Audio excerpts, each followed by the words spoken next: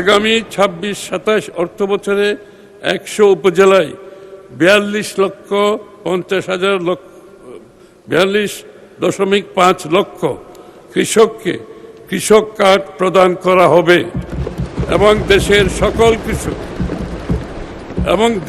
সকল কৃষককে পর্যায়ক্রমে কৃষক কার্ড প্রদান করার পরিকল্পনা রয়েছে।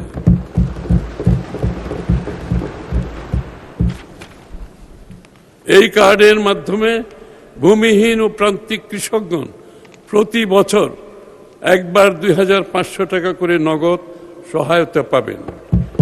আমি ২০২৬-২৭ অর্থ বছরে প্রাথমিকভাবে কৃষক কার্ড বাবদ ১,০৬২,৫০,০০,০০০ টাকা বরাদ্দের প্রস্তাব করছি।